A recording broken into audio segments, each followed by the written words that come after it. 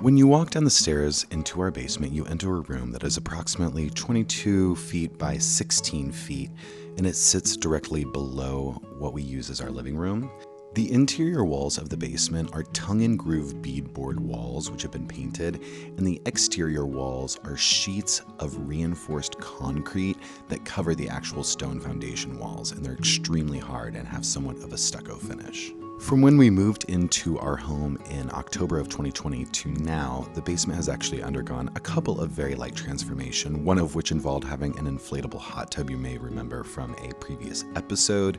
In terms of CADEmade, I've used the space pretty lightly and had to keep the shots of any demo pretty tight just because it was always filled with stuff and I would have to clean out and negotiate a space to work in for videoing. And in October of last year, 2023, I had a huge yard sale and was able to clean out most of the entire basement in order to begin this transformation. I had previously painted the walls of the basement Georgian green by Benjamin Moore and the floor a barn red, but I wanted to go back to the basics, paint the walls white, get the floor a gray color so that the reflected light wasn't as warm coming up on that white. And this transformation just really expanded this space. It really cleaned things up and created a wonderful palette to work from moving forward. Okay, so now that the walls and the floor are painted, we have a wonderful canvas to start building our art studio in, because clearly this is just an empty room.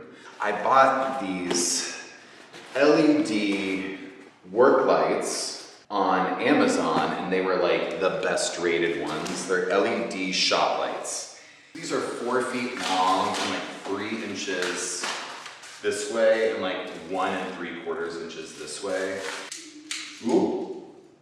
Oh, it's actually, oh yeah. Here I extended a yardstick to accommodate the exact length between the click-in screws that these click into the ceiling with.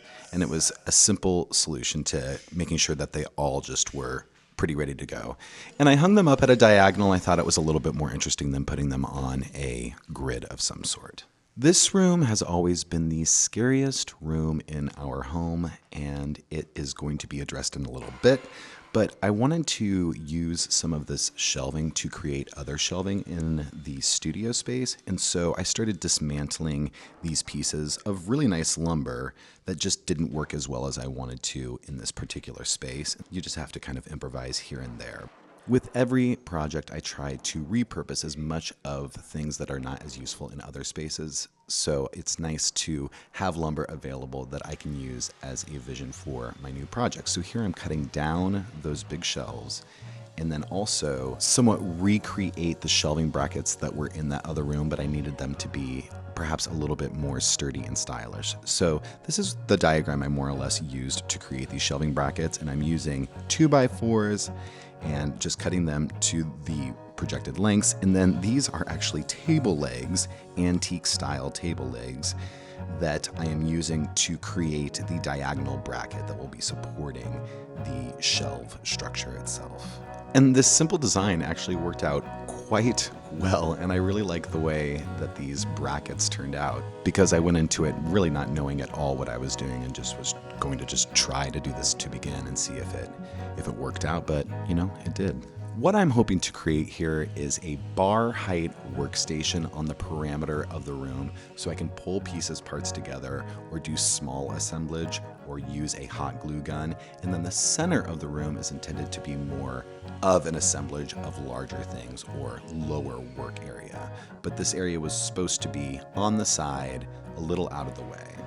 Because I'm attaching this workbench to the actual space itself on the wall, I wanted it to have a similar vintage kind of put together basement quality, a little bit of timelessness to it, and just adding soft edges, making it look a little worn in, not necessarily using a router to make the exact perfect curve on the edge, and just adding trim here and there in order to make it look like it's been there for a while and that there was some intention behind it. But definitely a little bit more simplistic, because this is just a creative free space. We'll get into the details on the projects that we're doing inside here. And this upper shelf was added just to give a little header for this workspace, which you'll see more of in a bit.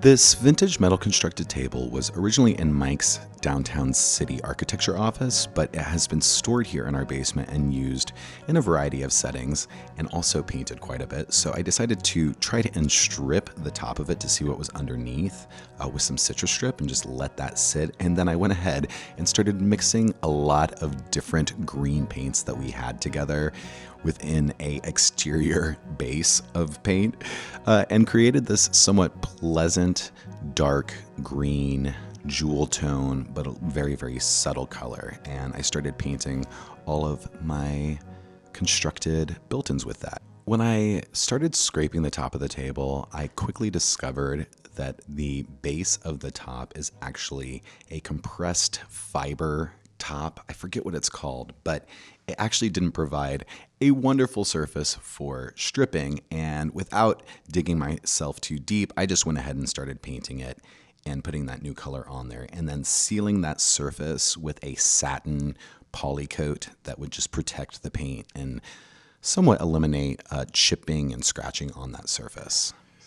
We had been using this bespoke, very old shelf in our laundry room, but it wasn't the best for that space. So I brought it in this space and tried it out in a little corner, went ahead and painted it my green color and just got it a base for it.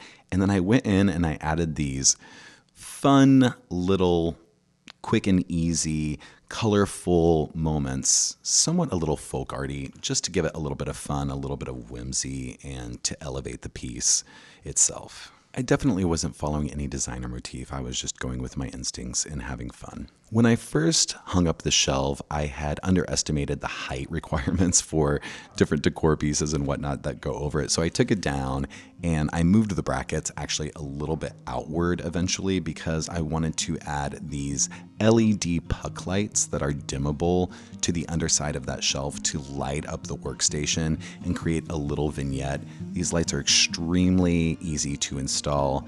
They are surface installation, and then I just tacked down the black cords to those and decided my lengths just based on the length of that spacing, which I think is somewhat around 3.5, maybe 4 feet. And then using my pocket hole driver, I created a little panel in front of that so you couldn't see the pucks when they're illuminated, and then just painted that little piece to match the shelving. This is an old natural fiber woven rug that we laid down, and it really quieted down the reflectivity of sound in the space and warmed it up. And then just putting the table back on it and getting this tape off that I had put on there, and it was quite on there, and then polishing up the copper parameter to the tabletop. This is a vintage drafting table that we received somewhat in a pile of just pieces, and we didn't know how it was put together. We weren't sure if we had all of the pieces, but after a little bit of investigation, I was able to put it together to the best of my knowledge and make it stable so that it was able to accommodate a new top, which we didn't have. But Mike salvaged this birch butcher block top, and I cut it down to approximately a good size for the base, and then also used the cutoff parts to create little brackets that would act as supports to attach to the underside of the birch top, and then be able to work with the existing structure of the drafting table. And as you see here, I'm just putting it on there and testing how it's going to maneuver around itself. And then I assembled it down in the studio, added a little bit of a lip to the bottom part, and then attached these sort of half round swivel mechanisms that tighten on the sides of the table and hold it into place. And then lightly finishing the top with a little Restore finish just to protect it. We're about 2 weeks into this project, which is essentially on time for what I thought this was going to go like. And working on this main studio space down here, this space right here and this space right here are great opportunities for storage in the studio. And so I am going to take a piece from another part of our house and use it in these two spaces. And then that will open up that space for a future project. And I'm not gonna tell you what that is entirely, because I don't know the entire scope of it or when it's gonna even happen, but it will really, really work towards that. And then let me just show you what we're doing. Okay, so we are upstairs, and this room is essentially our dressing room. It's a pretty small room. I would say it's maybe 10 feet by 10 feet, a little less, a little bit more. And in this room is this retrofitted secretary that was probably installed sometime in the 1920s. What's interesting about this piece is that although it's historic to the house at this point, although it was retrofitted, it doesn't really work in this room as well as we would hope, you know? And so we have a couple other ideas for a room, and this might be a little bit of a preview for future projects, but my thought is to take this in 2 parts downstairs and use the 2 parts on either side of the drawing table. So it doesn't seem like it's put together, like it doesn't seem like it's installed onto the wall all that much. And so I think it's going to come apart relatively easily and intact. And then we'll be able to move it downstairs and we can use it however it's going to be used. I'm just going to start disassembling what I can and see how this goes. So I'm a little nervous, but all is well. It's all good.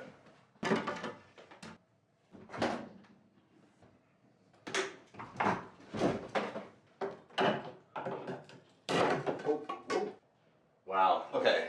So this is gonna be a little bit revealing into a little bit of our house. You're gonna see something that's probably gonna look a little scary. Mike's gonna come help me take this off of here. It seems like it's coming off of this thing. So we're gonna just tilt it. Mine's kind of attached on the side. Yeah, so if we lift underneath, it'll probably hold that piece on. Okay, yeah. All right, and just straight down. Wow. That's pretty clear. Mm-hmm. Oh, wow. Well, that goes to probably show you what happened early on. This thing come off of this. I think it's worth mentioning the elephant in the room and that crack that we found. Well, there has been some foundational settling on the backside of our house due to the fact that our house is built on a rather steep hillside. But this is over the course of 115 years, and we recently had a structural engineer evaluation done, which they confirmed all of the things, but they said it's basically not a huge issue at this point, but we'll probably have to address that in the future. Okay.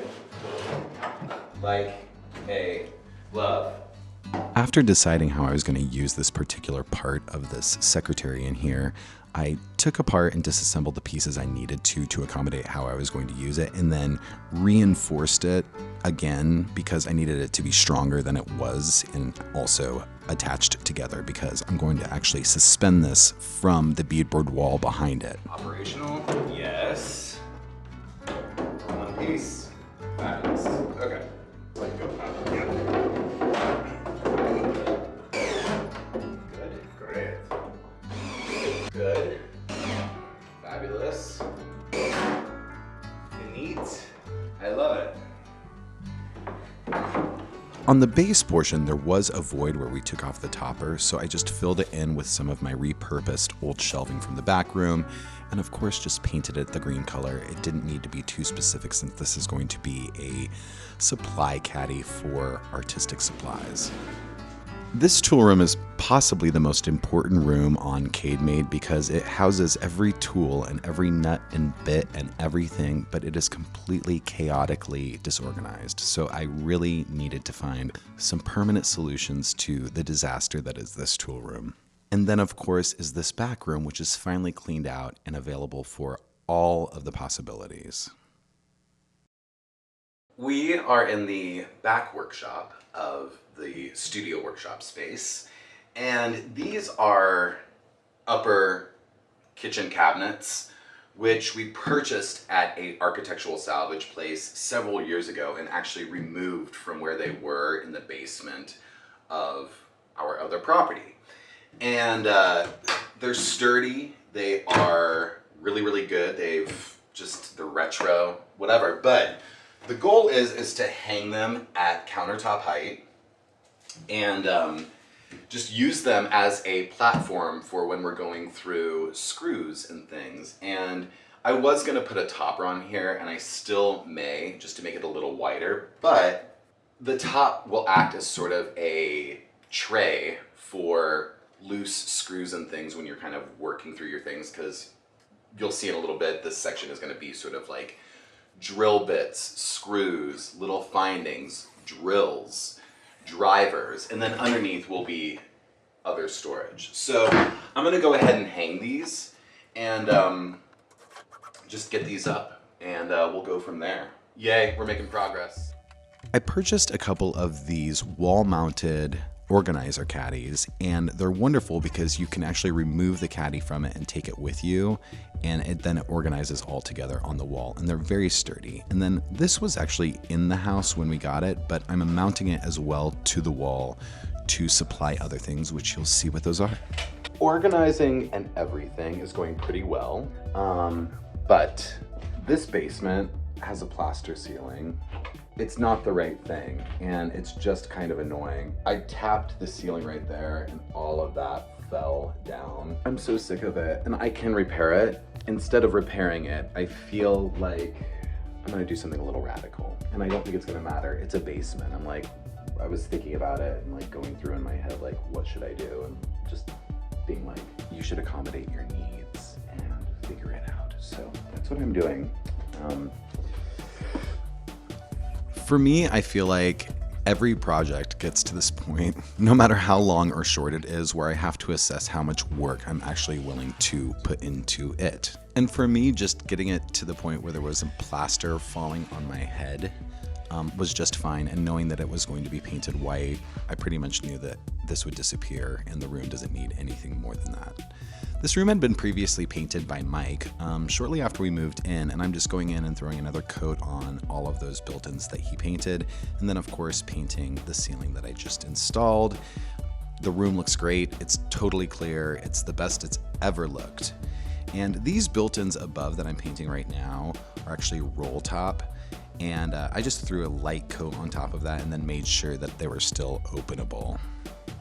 Mike did coat the exterior walls of this room with a product called Dry Lock, which is made for exterior basement and exterior spaces. And then I came back through and just gave it a couple coats of our white paint, which really brightened up this room and finally made it a place where I feel like I wanted to be and wanted to work in.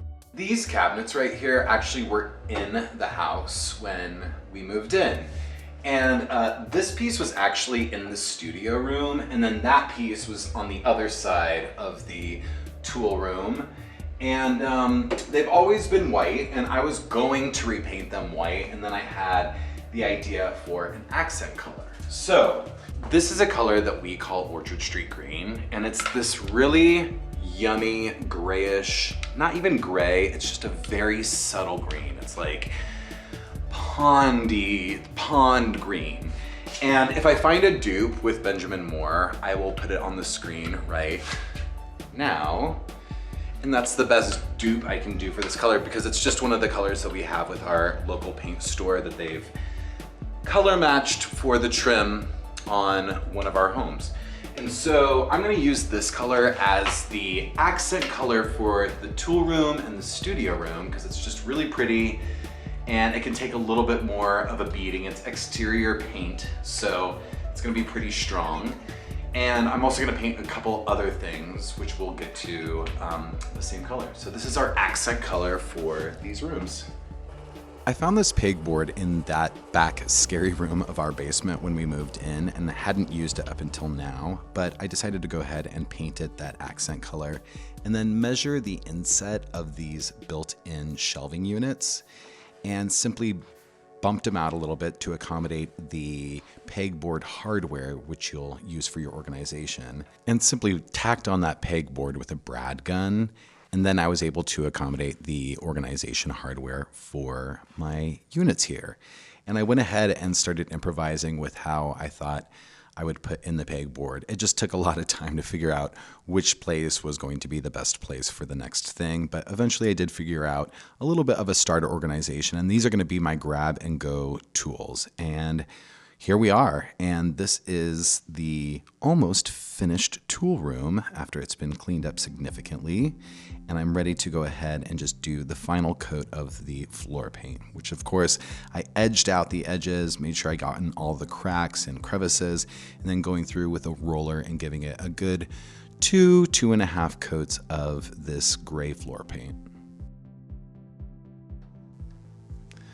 Another few oddities that I found in that back cutting room of the basement were these framed images associated with the Knights of Pythias fraternal order from back in the day, but it was just these random pictures of pretty unattractive men. So I took that out and the broken glass and polished up the solid oak frame, which was really, really nice and just had a nice patina to it as well. I didn't clean it up that much.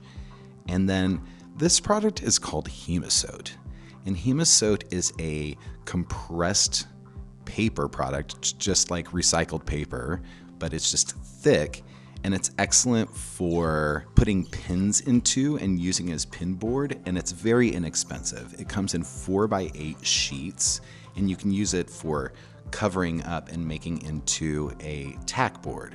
Or you can even use it on tables if you're a sewer and you can pin into that. I know that tailors use this product on their tables. And then I had this fun fabric that I got at a little craft reuse store, and it was called Drawing Room, which I thought was pretty cool. And I just tacked it onto that Hemosote and then pulled it snug into the frame and stapled it in. And it became just a little, what will be a inspiration board or some place where I can just put images or, display anything that I want to have tacked in there. So I created a little just random image board with a few things that I had, and then these furniture tacks I used, and then began sort of now decorating the studio room with some lovely, lovely inspirational things.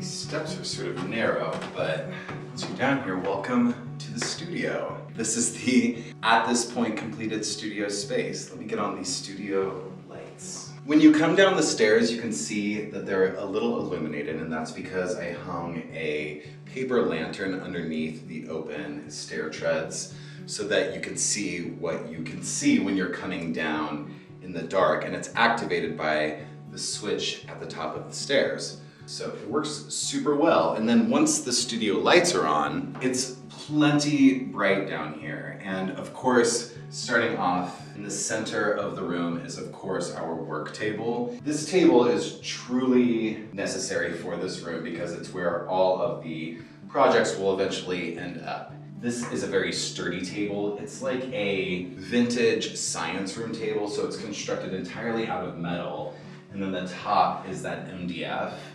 And it's been painted in polyurethane a couple of times, and the surface is really nice and very, very sturdy for our projects. Additionally, this room is somewhat of a social recreational room when we have people over. So this being here also makes it so that we can have meals down here since we currently don't have a dining room table set up upstairs. I've brought in a few paper lanterns into this space because I wanted to create a soft atmospheric light versus when you have the studio lights on.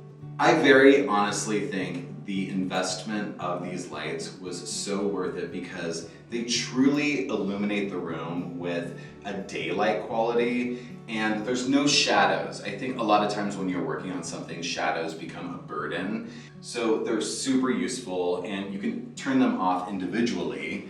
So if you wanted less of the work lights, you can certainly make that happen. But they're also great for making videos.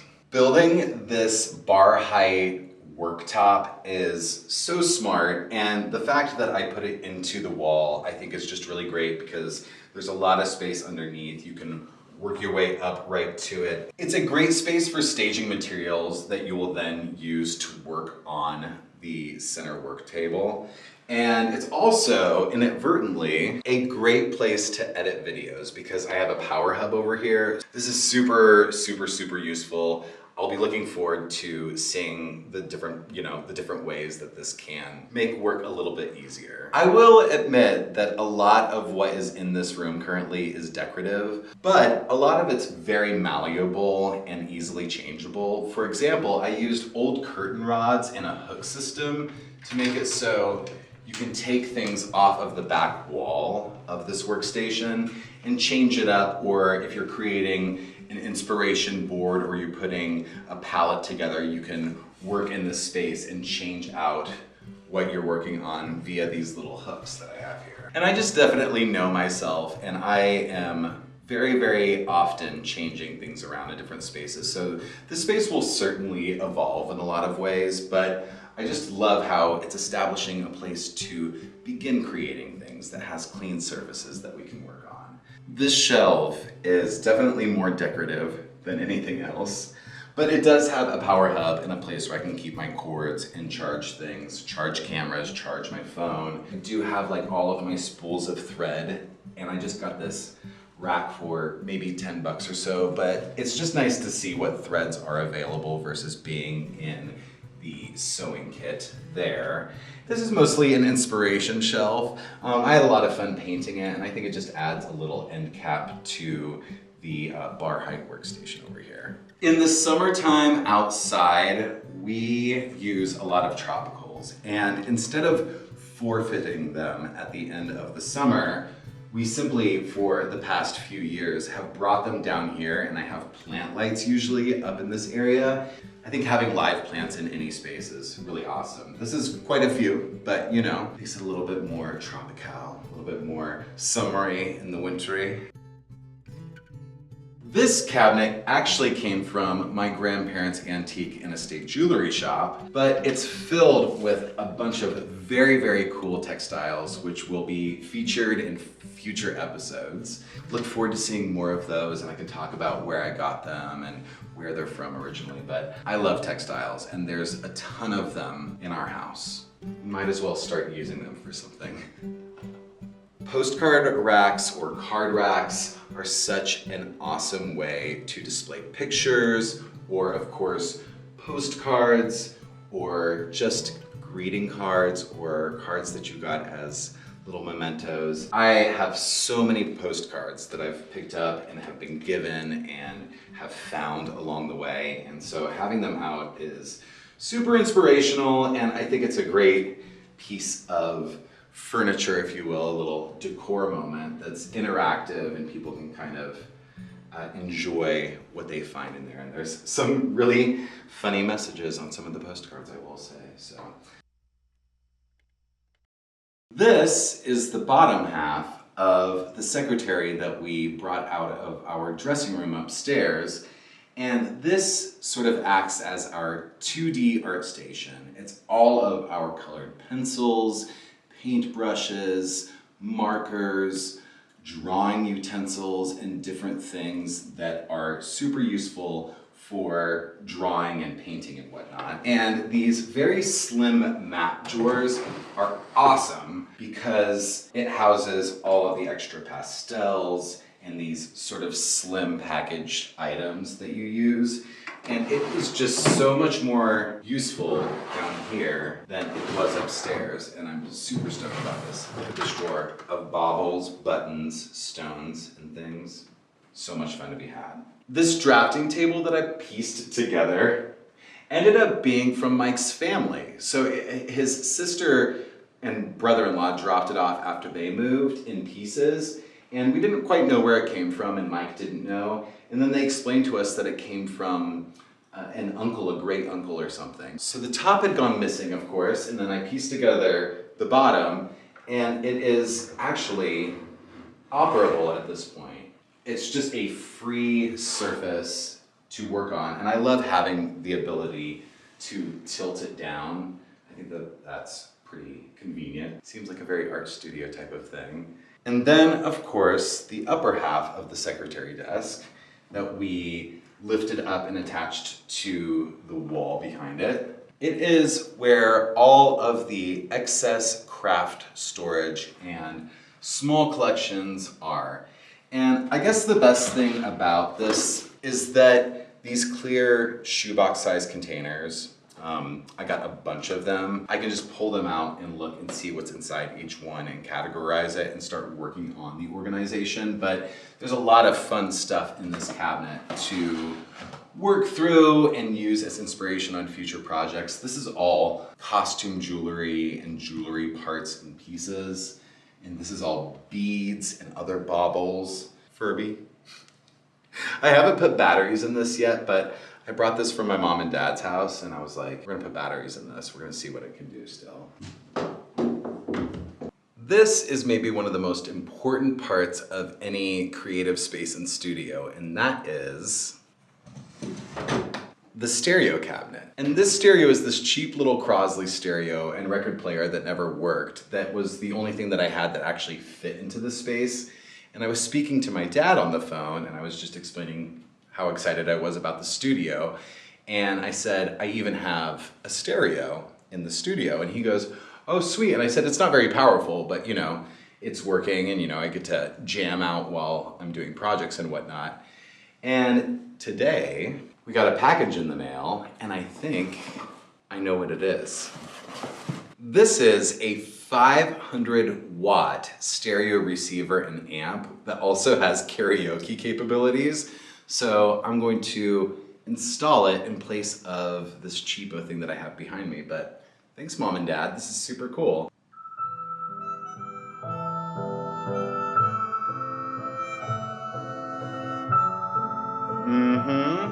I like it. That's awesome. I feel like it can really turn up really loud too. Anyways, that's the stereo. Speaking of music, I brought down my two favorite guitars. One thing that I don't maybe share often or enough, perhaps, is that I have made music for a super long time and I make all of the music, or most of the music, for this channel. I hope to make more music this year. I have a little project that I'm working on with a friend. It's super exciting just to have the guitars down here because I've honestly been playing them so much now that I have them just in this space.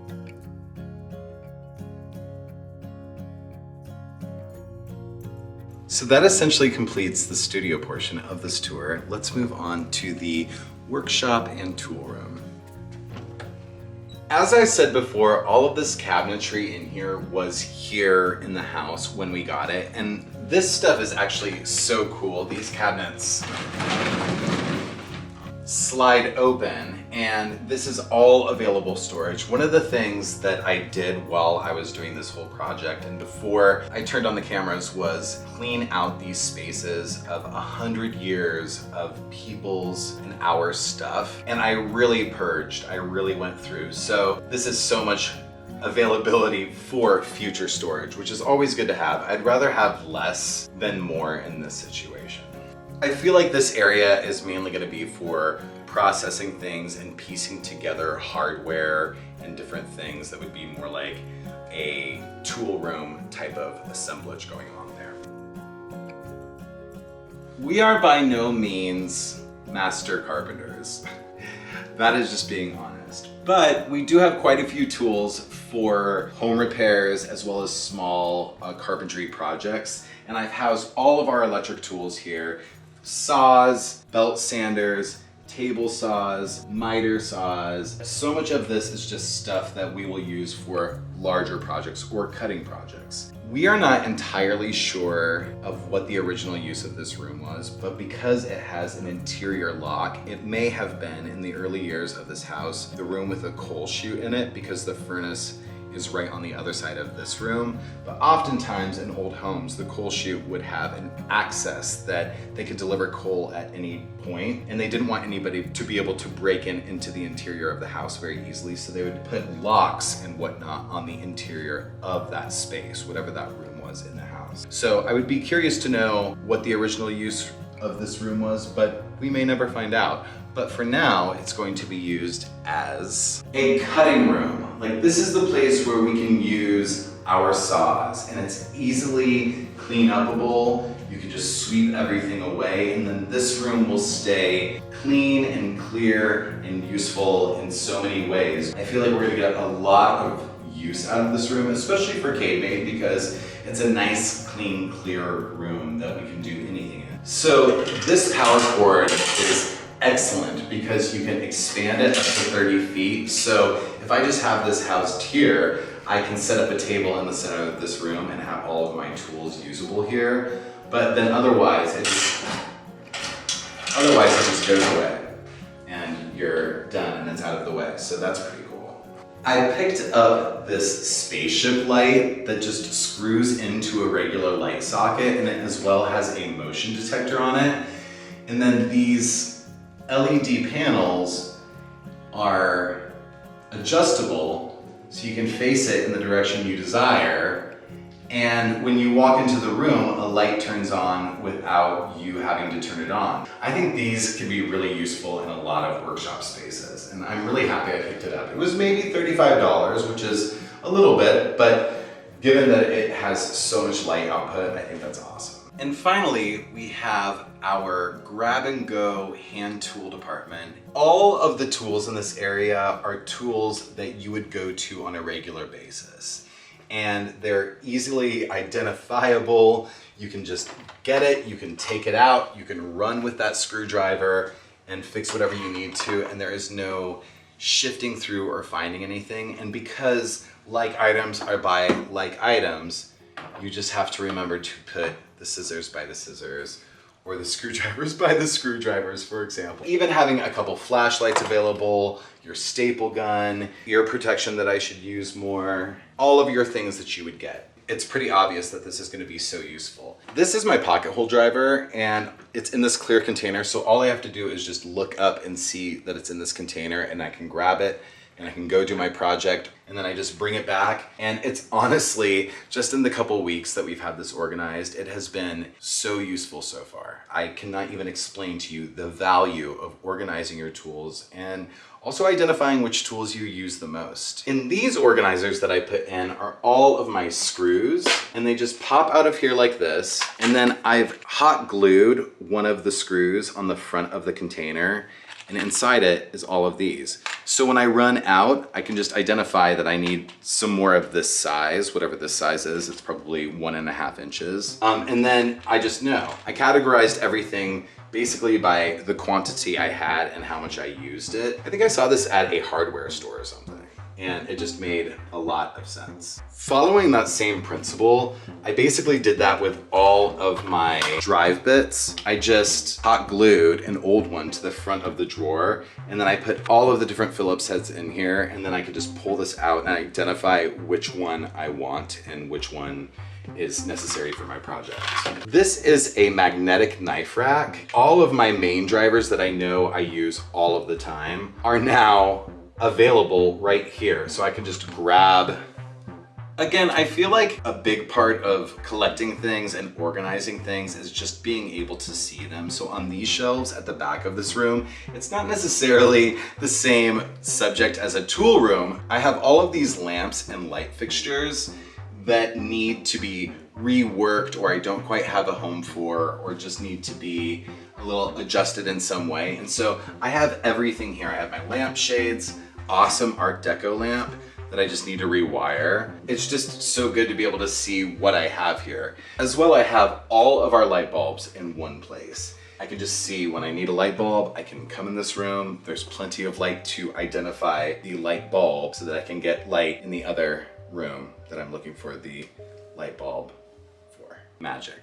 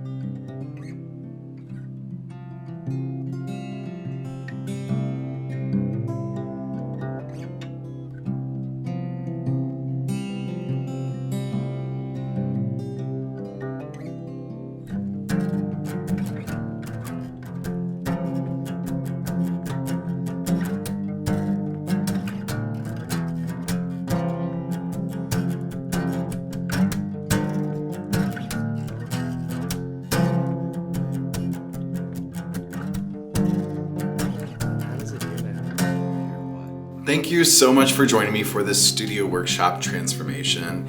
And with the completion of this project, I am so encouraged to begin fine-tuning the unfinished spaces within our home. So with that, I wish you all the best in 2024. Please take care of yourselves, and I look forward to seeing you soon with another creative journey here on CADEmade. Always going to have something on it or something being done on it.